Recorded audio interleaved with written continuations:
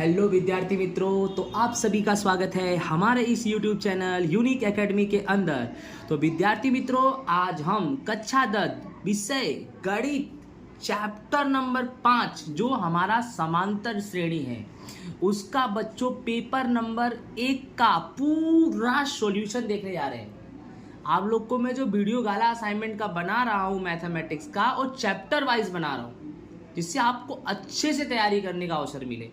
तो आज हम क्या चलाने जा रहे हैं, स्टैंडर्ड 10th गणित पेपर नंबर 1 चैप्टर नंबर 5 समांतर श्रेणी।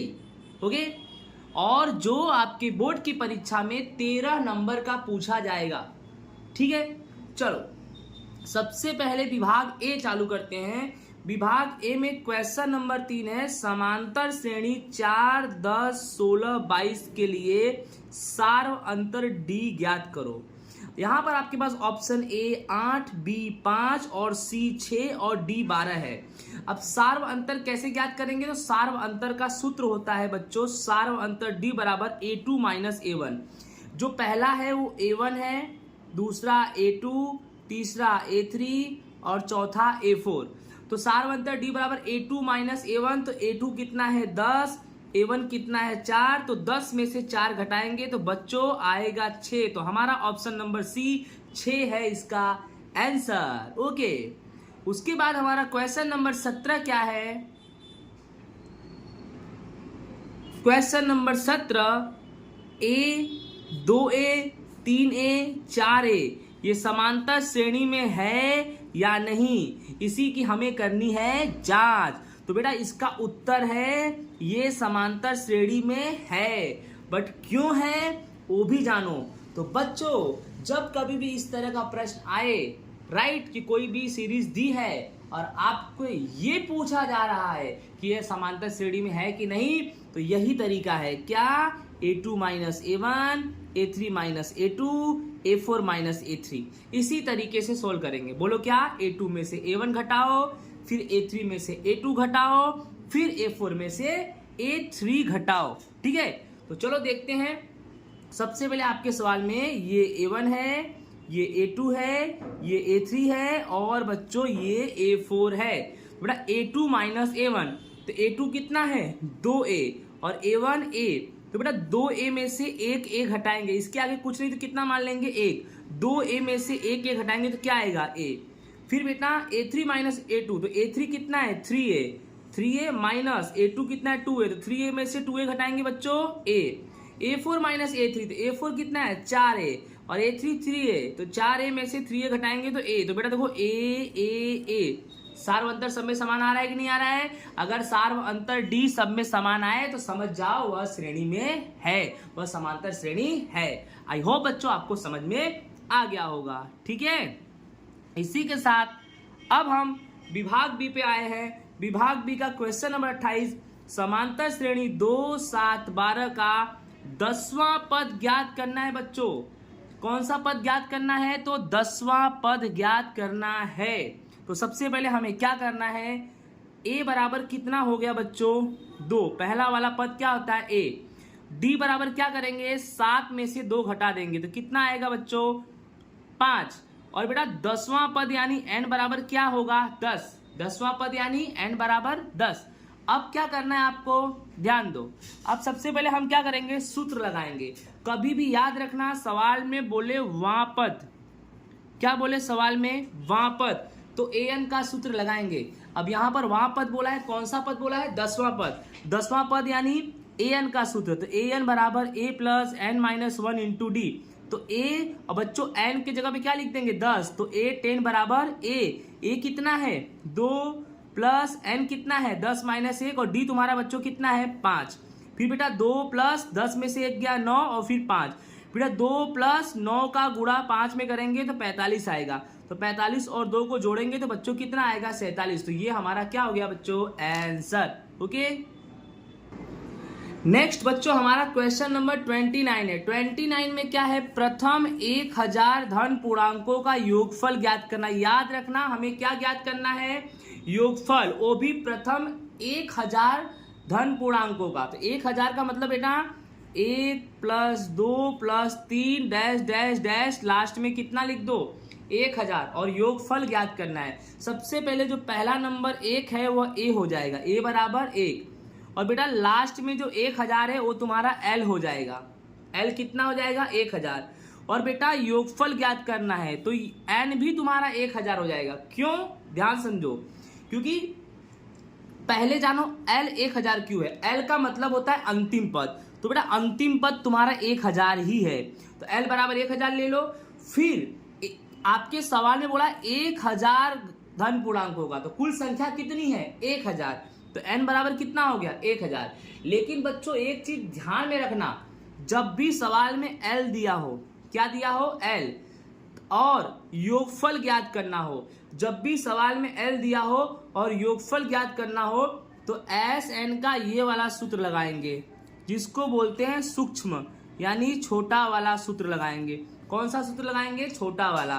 क्या होता है सूत्र, एस एन बराबर n/2 कोष्टक में a + l, तो एस n के जगह पे कितना लिखूंगा 1000 बराबर n यानी 1000/2 कोष्टक a कितना है तुम्हारा 1 + l कितना है तुम्हारा 1000।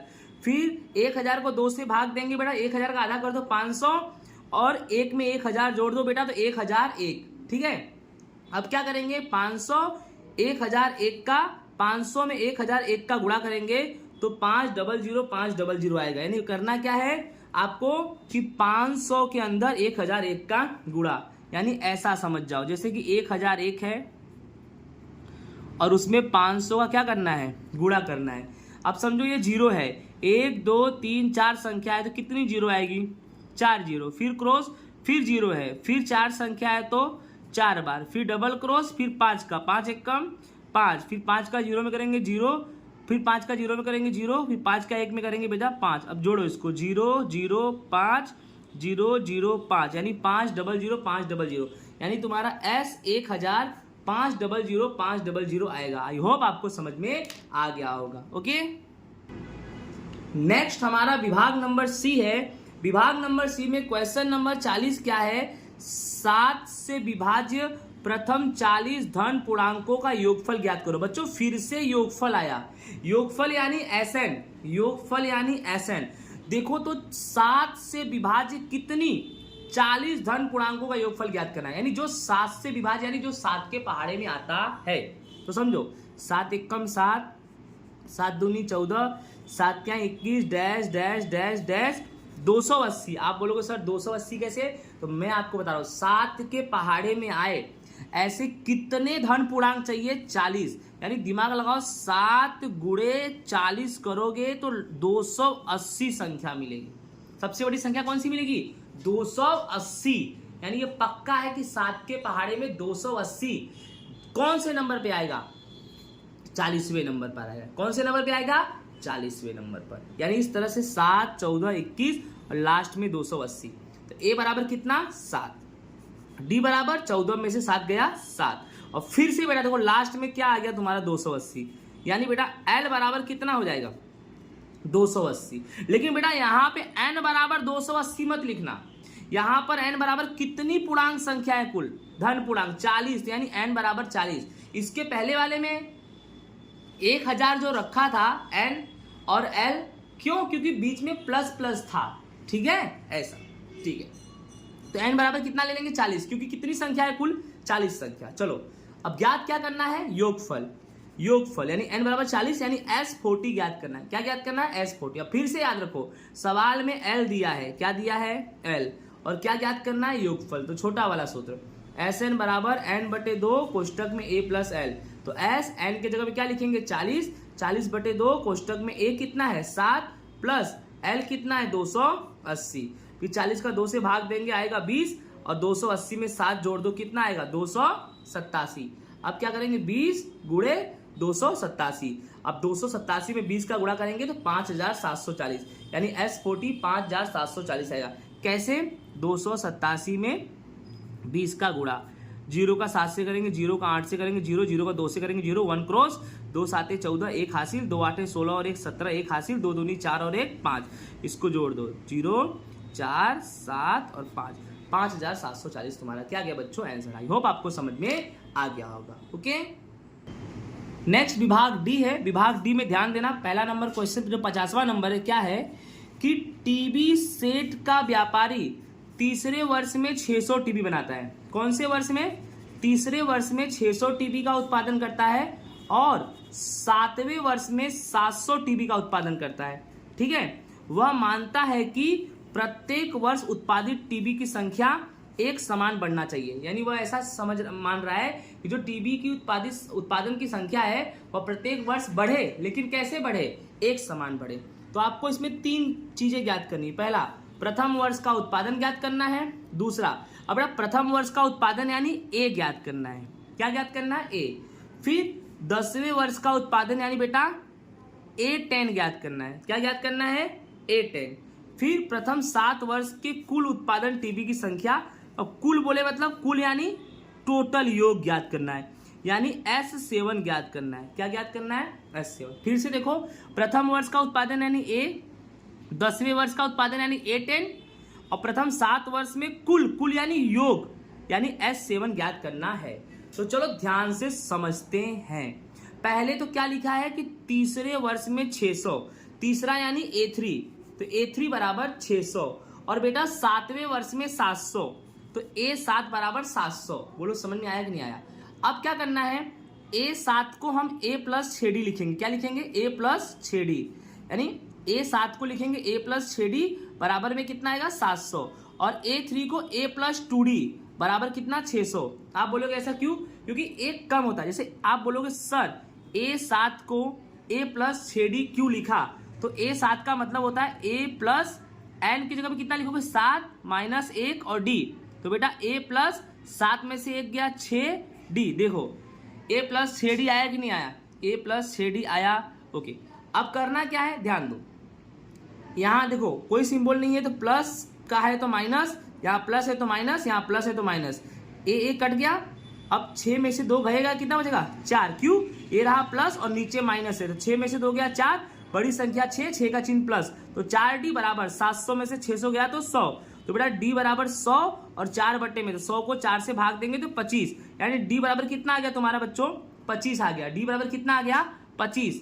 अब क्या करना है, D बराबर 25 को किसी भी नंबर में रख दो, चाहे इसमें रखो चाहे इसमें, तो आपको A मिल जाएगा। जैसे कि A प्लस 6D बराबर 700, तो देखो A प्लस 6D बराबर कितना है? 700 और D बराबर कितना रख दो? 25, तो A प्लस 6 गुणे D की जगह पे कितना रखो? 25 बराबर 700, तो A प्लस 25 गुणे 6 यानी 150 बराबर 700, तो A बराबर 700 में से 150 घटा दो, तो A बराबर कितना आया? 550। यानी पहला आंसर मिल गया भाई आपको कि प्रथम वर्ष का उत्पादन, तो A बराबर कितना? 550 टीबी। अब दूसरे नंबर में क्या ज्ञात करना है? A10। क्या ज्ञात करना है बच्चों? A10। तो A10 भी ज्ञात करेंगे हम। देखो पहले अभी को आपको तो इतना मिल गया कि प्रथम वर्ष का उत्पादन A बराबर कितना मिल गया? 550। अब क्या बोल रहा है कि 10 वर्ष का उत्पादन। अब 10 वर्ष का उत्पादन मैंने अभी आपको बताया कि A10 ज्ञात करना है। क्या ज्ञात करना है? A10। अब A10 को क्या लिखेंगे? A प्लस 9D, मैंने अभी बताया। जैसे A7 को A प्लस 6D लिखेंगे, वैसे A10 को A प्लस 9D लिखेंगे। तो A प्लस 9D, तो A कितना है तुम्हारा? 550 प्लस 9 और D तुम्हारा कितना है? D तुम्हारा 25 है, तो लिख देंगे 25। अब करना क्या है? 550 प्लस 9 गुणे 25 करेंगे तो कितना आएगा? 225। अब 550 में 225 जोड़ो तो 775, यानी A10 जो A10 है तुम्हारा वो 775 आया। यानी क्या पूछा है? ध्यान से देखो, दूसरे नंबर 10 वर्ष का उत्पादन, तो 10 वर्ष का उत्पादन कितना हो गया? 775 हो गया। ठीक है, उसके बाद लास्ट क्या पूछा है? प्रथम 7 वर्ष में उत्पादित कुल टीबी की संख्या। तो याद रखना, कुल का मतलब क्या होता है? कुल का मतलब होता है योग यानी आपको S7 ज्ञात करना है। क्या ज्ञात करना है? S7 आपको ज्ञात करना है। अब कुल का मतलब बेटा योगफल, तो योगफल का सूत्र क्या लगाएंगे? Sn बराबर n बटे 2 2a plus n minus 1 into D. आप बोलोगे सर इसमें a प्लस l क्यों नहीं लगाया? क्योंकि इसमें l नहीं दिया है बच्चों। अब n तुम्हारा कितना है? 7। क्यों? क्योंकि S7 ज्ञात करना है। तो देखो यहाँ पर S और n की जगह पे लिख दिया 7 और n बटे 2 यानी 7 बटे 2, फिर 2 गुणे a तुम्हारा 550 है प्लस n कितना है? 7 माइनस 1 और d कितना है? 25। अब क्या करना है? 7 का आधा कर दो तो कितना होगा?